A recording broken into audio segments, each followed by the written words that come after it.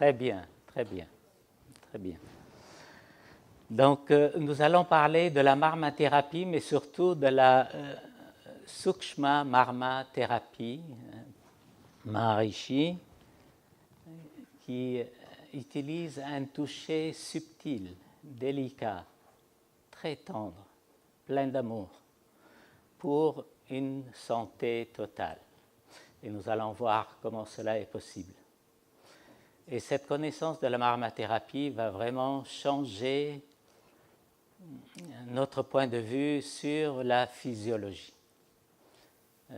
Notre peau n'est pas simplement une peau lisse, homogène.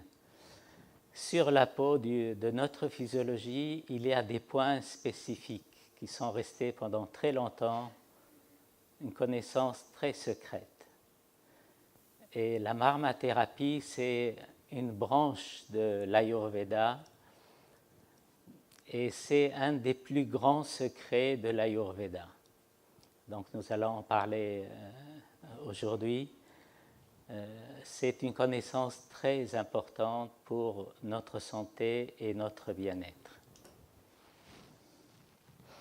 Donc qu'est-ce que la marmathérapie? La marma chikitsa. La marmathérapie est une branche traditionnelle de l'Ayurveda. Et c'est une branche vraiment traditionnelle. Je ne vais pas rentrer dans les détails des écritures, mais on trouve la mention de la marmathérapie déjà dans le Rig Veda lui-même, qui est le livre de base de la tradition ayurvédique. Et puis dans différentes écritures de la tradition védique. Donc ce n'est pas un petit scientifique qui est sorti avec une découverte d'une ou deux lois de la nature et puis il a inventé la marmathérapie. C'est une connaissance millénaire, traditionnelle, qui a fait ses preuves génération après génération. Elle consiste en quoi? Elle consiste à traiter des points d'énergie vitale dans la physiologie. Et ce sont des zones très sensibles, vulnérables, appelées marmas. Donc nous allons voir en détail qu'est-ce que c'est les marmas, où existent ces points marmas, combien ils sont et comment les traiter. La marmathérapie joue un rôle très important dans le maintien d'une bonne santé, le traitement des maladies, le bien-être au quotidien, mais aussi notre avancement spirituel et le développement des états supérieurs de conscience. En traitant correctement ces points d'énergie, nous pouvons augmenter notre énergie mentale et physique, la diminuer ou bien la diriger pour l'utiliser d'une manière judicieuse afin de purifier, désintoxiquer, revitaliser, rajeunir, soigner, équilibrer, apaiser ou renforcer notre physiologie. La marmathérapie utilise les points marma pour débloquer les nœuds de stress ou de tension dans la physiologie, puiser dans nos réserves d'énergie, harmoniser l'esprit et le corps, équilibrer le fonctionnement du système digestif, réduire un mal de tête et soigner les petits bobos de chaque jour.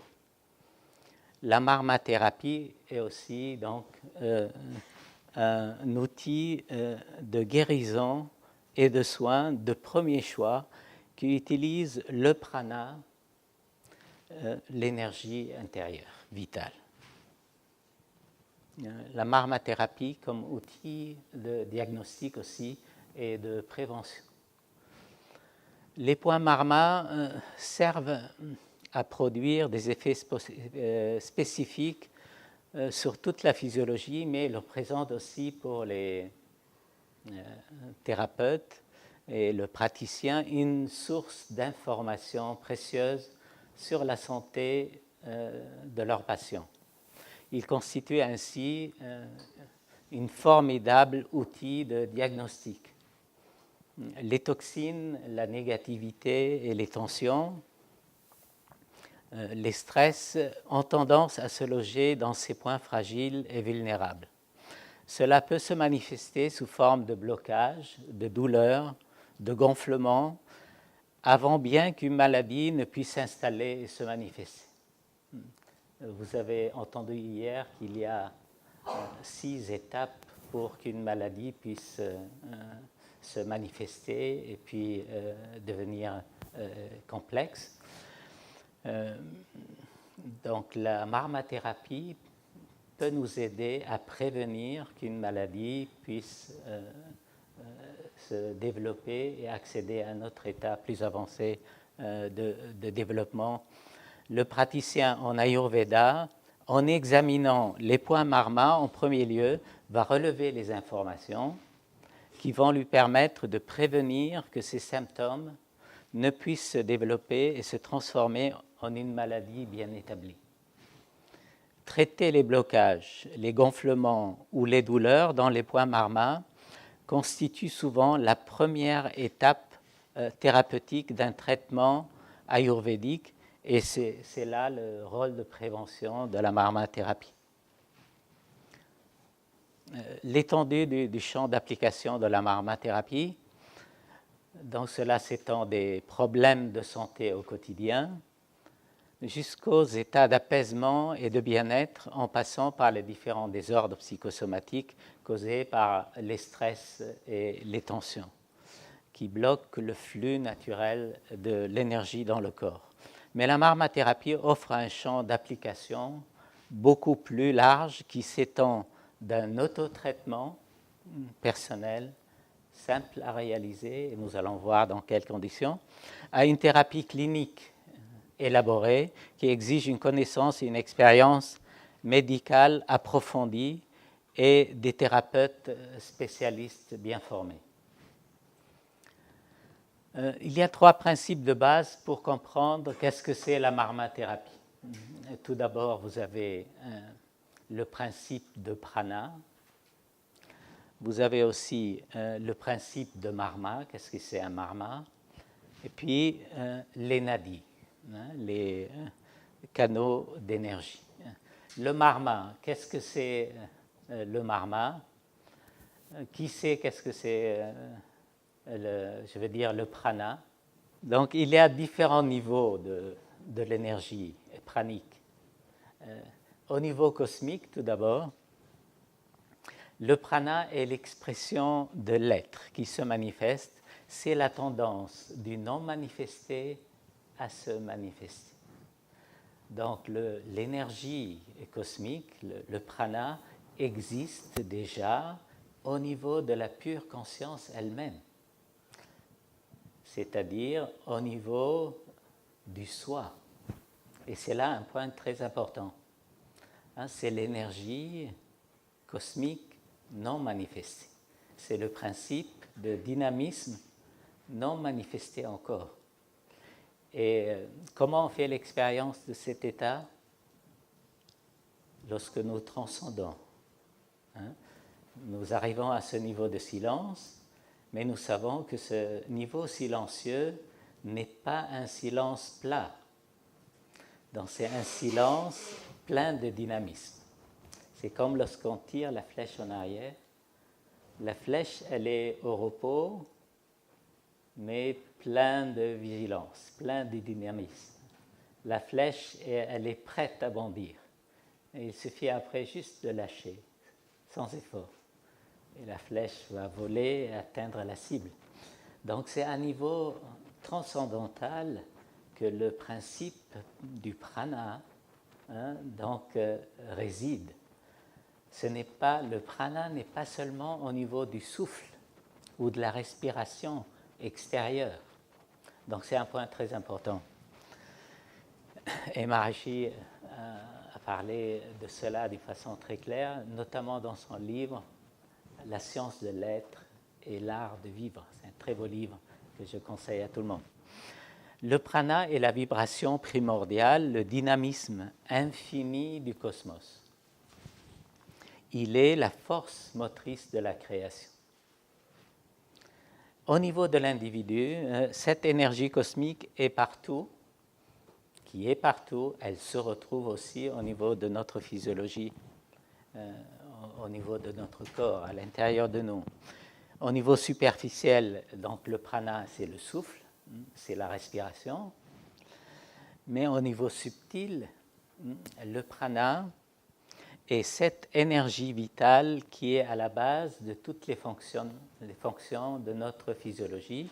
Et nous avons dit au niveau profond, au niveau transcendantal, donc c'est le dynamisme infini de la conscience elle-même.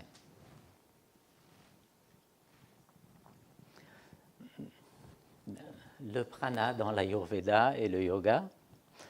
Le prana comme force biologique ou énergie pranique reste encore un thème très mal compris en Occident, mais c'est un sujet qui a été très approfondi dans l'Ayurveda et dans le yoga. Le prana est la source première de toute énergie dans la physiologie. Il est aussi la source des 3 doshas. Les 3 biorégulateurs, Vata, Pitta, Kapha. Toutes les thérapies ayurvédiques visent à équilibrer le prana d'une façon ou d'une autre. L'approche du yoga aussi vise à équilibrer le prana, que ce soit par les exercices de pranayama ou par la méditation, ou toute approche donc vise à raffiner le souffle. On raffine le souffle, la physiologie s'apaise, et puis la conscience expérimente l'état de conscience transcendantale. Dans la marma-thérapie, et notamment la Shukshma Marma de Maharishi, donc c'est une approche physiologique pour atteindre ce même effet. Donc c'est une approche physiologique unique, directe, facile et agréable pour produire immédiatement une expérience de béatitude, une expérience de félicité intérieure et un éveil de l'illimité. Et structurer une santé totale dans la physiologie, comme nous allons le voir. Qu'est-ce qu'un marma ? Un marma est un point d'énergie vitale, nous avons dit, dans la physiologie. Les points marma permettent de gérer, d'administrer toutes les fonctions de la physiologie et de produire les effets désirables pour notre équilibre et notre bien-être. Ils sont essentiels à notre santé et à notre bonheur. Un point marma est à la jonction de plusieurs structures anatomiques. Ces structures anatomiques, ça peut être la peau, les os, les articulations, les muscles, des tendons, les ligaments, les vaisseaux, les nerfs, les organes, quoique tous les points marma n'ont pas tous ces éléments ensemble. Donc, ils ont 2 ou 3 ou plus.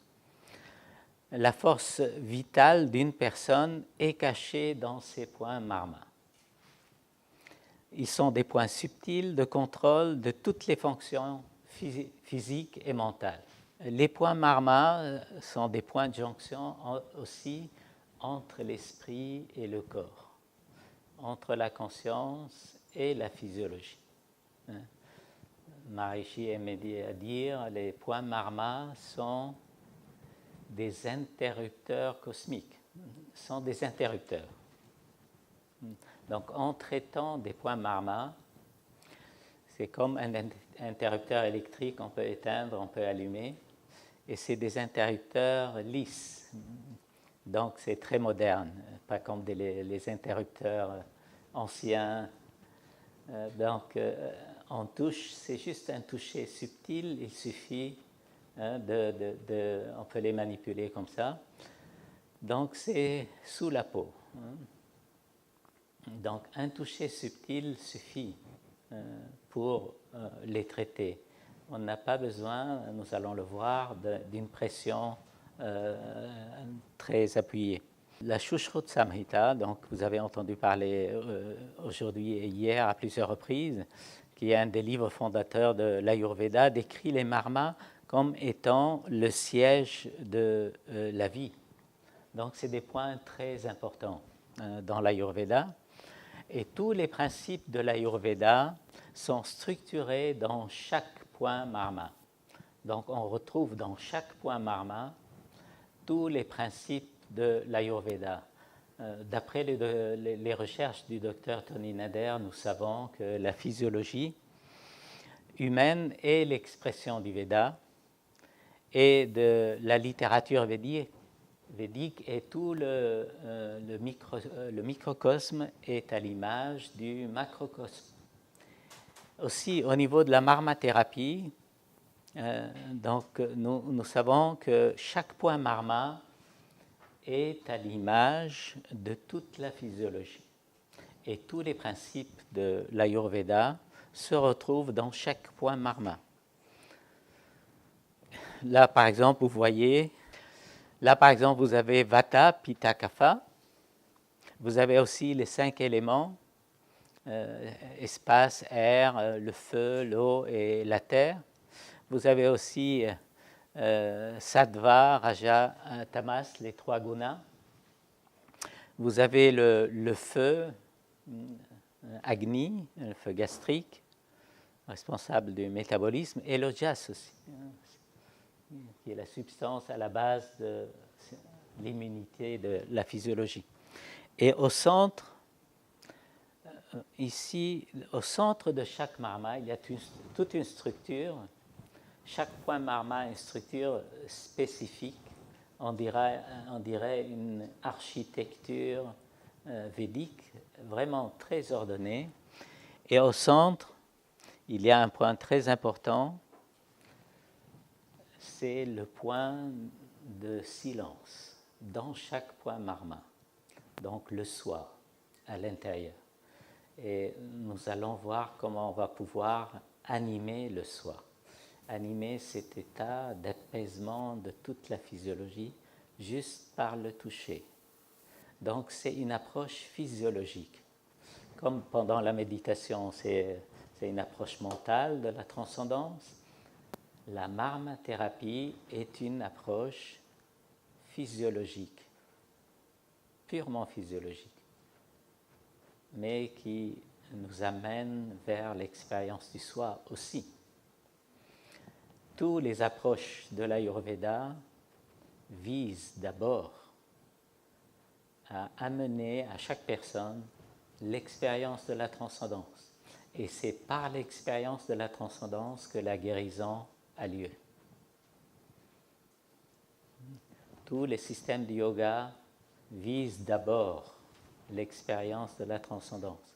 Et si l'expérience de la transcendance n'est pas là, c'est que la technique n'est pas correcte. Donc c'est par l'expérience de la transcendance que la physiologie s'équilibre et que l'ordre est ramené à la physiologie. Et la marmathérapie, pareil, amène à l'éveil de l'illimité, à l'expérience de la transcendance par le toucher. C'est quelque chose d'extraordinaire. Par le toucher le plus subtil. Le traitement d'un seul point marma agit sur tout le corps. Parce que comme nous allons le voir, tous les points marma sont interconnectés. Il n'y a pas un point qui existe en isolation. Si on traite un point marma, il y a l'effet sur toute la physiologie et sur tous les autres points marma. Traiter un point marma produit un effet sur tous les autres points marma parce que tous les points marma sont connectés entre eux. Aucun point n'existe en isolation.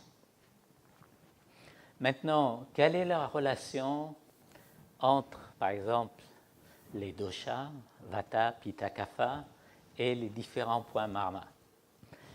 Et aussi, ce qui est à la base, vous voyez ici, la pure conscience. La pure conscience, Atma, est à la base de notre physiologie et à la base de l'Ayurveda Maharishi et de l'Ayurveda tout court. Mais l'Ayurveda Maharishi met en avant ce principe qui est le principe de la pure conscience. Et La pure conscience a une structure bien spécifique qui est Rishi Devata Chandas, c'est-à-dire l'observateur, l'observé et la relation entre les deux, le processus d'observation. Donc c'est la structure de dynamisme infini de la conscience. Et c'est un point spécifique à l'Ayurveda Maharishi, un point très important. J'en ai déjà parlé tout à l'heure. Et la pure conscience est à la base de toute notre physiologie. C'est à la base des 5 éléments, l'éther, l'espace, le vent, le feu, l'eau et la terre. Et puis, vous avez Vata, Pitta, Kapha. Les 3 doshas qui sont les principes métaboliques qui émergent à partir des 5 éléments. Et puis Vata, il est lié à Basti, Pitta à Hridaya et puis Kapha à Shtapani. Basti, c'est la marma de la vessie, c'est le bas de l'abdomen. Hridaya, le marma du cœur. Et Shtapani, c'est le marma du front. Ce sont les 3 principaux marmas. Et puis à ces 3 principaux marmas, vous avez 4 autres marmas aussi importants. Guda, marma racine à l'anus. Vous avez Nabhi, c'est le nombril. Nila et Manya, c'est les marmas du cou. Et Adipati, le sommet de la tête. On va voir ça plus clairement dans le schéma qui est là. La structure hiérarchique des marmas. Donc, à partir de la pure conscience, elle est reliée avec tous les points marma, parce qu'il y a un point silence, nous avons dit, dans chaque point marma. Et comme vous allez le voir dans ce dessin, vous avez ici les 3 marmas principaux, le 3e œil, le marma du cœur, et puis Basti, la marma de la vessie. Donc, ce sont les 3 marmas principaux. Et à ces 3 marmas principaux, vous avez 4 autres marmas. Guda, Nabhi, le nombril, Nila et Manya, au niveau du cou, et au sommet de la tête, ce qui fait 7 Maha-marmas, les marmas principaux de la physiologie. Et donc ces 7 marmas gèrent 5 régions principales dans la physiologie. Et ces 5 régions principales correspondent aux sous-doshas de Vata. Vous avez le Pranavata là, au niveau de la tête. Vous avez Shtapani, le 3e œil, et Adipati au sommet de la tête. Donc, Pranavata, il est responsable de l'inhalation, la déglutition et l'ingestion de la nourriture. Udanavata au niveau du cou, un mouvement ascendant, expiration et parole. Vyanavata, les poumons.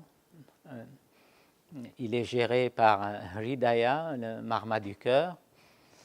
Vyanavata circule dans toute la physiologie. Samana Vata au niveau de l'abdomen. Donc, il est géré par le marma du nombril. Donc, il est responsable de la digestion et du métabolisme. Et vous avez Apanavata, c'est le mouvement vers le bas. Il est géré par Guda et Basti. Un autre point très important pour comprendre la marmathérapie, c'est le principe des nadis. Les nadis sont des canaux subtils d'énergie qui relient les marmas entre eux. Ils les relient aux chakras, aux organes, aux tissus, ainsi qu'aux différentes parties de la physiologie. Et c'est par les nadis, on peut agir par l'intermédiaire de ces interrupteurs, que sont les points marma, sur différentes parties de la physiologie. Les nadis permettent ainsi de faire circuler l'énergie dans toute la physiologie. Ils ne sont pas des nerfs à proprement parler, ni des canaux physiques. Nous les percevons comme étant des flux d'énergie qui s'écoulent dans notre corps. Les Upanishads parlent de 72 000 nadis dans le corps. Relation entre les marmas, les nadis et les chakras. Un marma réfléchit au niveau physique l'énergie subtile qui provient des chakras, qui sont les roues d'énergie. Connectés par un réseau de canaux d'énergie, qui sont les nadis, aux organes, tissus et autres parties du corps, ils véhiculent l'énergie subtile à toute la physiologie et permettent ainsi au marma de gérer et traiter ainsi directement les différentes parties du corps. Maintenant, quelle est la relation entre les marmas et les chakras? Tout le monde, je pense, a entendu parler des chakras. Les marmas sont des interrupteurs qui permettent de réguler les flux d'énergie dans la physiologie. Ils sont à la fois physiques et subtils, concrets, palpables, même si leurs effets dépassent de loin le cadre du corps physique. Les chakras, par contre, existent au niveau de notre corps subtil. Donc, ils ne sont pas concrets, on ne peut pas les toucher. Donc, ils sont accessibles uniquement par l'intermédiaire des points marma. Et ainsi, on peut les influencer directement en traitant les points marma. Maintenant, si cette connaissance de la marmathérapie est si importante pour notre santé, pourquoi sa diffusion a été arrêtée dans les années 90, du moins dans le cadre du mouvement de méditation, et pourquoi elle est de nouveau disponible? En effet, le 17 octobre en 2017, c'est-à-dire très récemment, l'année dernière, le docteur Tony Nader, successeur de Maharishi, a officiellement inauguré la marma thérapie Maharishi. Il a félicité le docteur Ernest Schrott, j'en dirai un mot, pour son travail. Il a expliqué pourquoi l'enseignement de la marma thérapie, tant attendu, a été retardé pendant tout ce temps.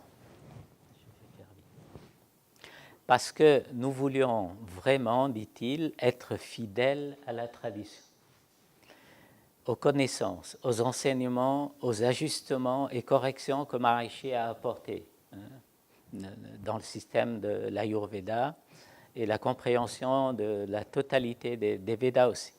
C'est ainsi qu'en collaboration avec toutes les personnes impliquées, et en particulier le merveilleux travail et la recherche du Dr Schrott, nous sommes maintenant convaincus qu'il est temps d'apporter ces connaissances qui équilibrent la physiologie à différents niveaux. Donc la Sukshma Marma thérapie, donc c'est par le travail du docteur Raju et du docteur Schrott, un médecin allemand. Donc ils ont remis en lumière en suivant les principes de Maharishi. Donc une méthode très simple, très facile, et on va voir ses caractéristiques, donc qui est très saine et nous amène vraiment à avoir des effets très efficaces sur la physiologie. Quelles sont les spécificités de cette approche, la marmathérapie Maharishi? C'est une approche simple, délicate, très tendre, très subtile, prévenante, très raffinée, des zones marma, donc pas de pression, pas de douleur. Deuxièmement, en créant un silence dans le point marma, elle procure une expérience directe de la félicité intérieure et un éveil de l'illimité. Elle utilise plutôt les doigts ou la paume de la main et non des aiguilles. Elle agit en premier au niveau de la conscience et en second lieu au niveau de la physiologie et de ses organes. Donc vous connaissez toutes les 5 enveloppes. Hier on en a parlé, je ne vais pas m'y attarder. Donc ça commence à partir du corps physique jusqu'à l'enveloppe de félicité. La marmathérapie insiste beaucoup sur l'expérience de la félicité. Vous connaissez tous la définition de l'Ayurveda. Tant que la félicité n'est pas là, la véritable guérison n'est pas là. Une santé parfaite n'est pas là. C'est pour cela la marmathérapie, en réussissant à amener l'expérience de la félicité, elle amène de l'ordre dans la physiologie. Donc, je voudrais juste parler au niveau très pratique, terminer avec ce point. La pression lors du traitement. Donc, comment on traite un point marma? Dans la pratique actuelle, notamment au sud de l'Inde, on appuie très fortement sur le point marma jusqu'à la limite de la douleur. Avec la pratique de la Sukshma marmathérapie, nous avons dit c'est un toucher délicat, subtil. Un toucher subtil, délicat et raffiné qui vise plutôt la conscience et d'abord et la physiologie ensuite. Car une pression forte sur une zone marma a pour conséquence de bloquer le prana, d'étouffer Agni, de réduire par conséquent l'ojas et de provoquer différents effets secondaires indésirables. La Sukshma Marma, Maharishi, est comparable aux soins attentionnés d'une douce maman. C'est une approche très délicate, très tendre, très subtile, prévenante et raffinée des zones marma. Une pression légère ou même une intention de la conscience vers une zone marma, juste par la conscience, anime le prana, permet un flux libre d'énergie, stimule Agni et augmente l'ojas. Elle fonctionne au niveau de la conscience d'abord, du praticien ainsi que du patient, de conscience à conscience. C'est donc une thérapie naturelle basée sur la pure conscience. Je m'arrête à ce niveau puisque j'ai plus de temps.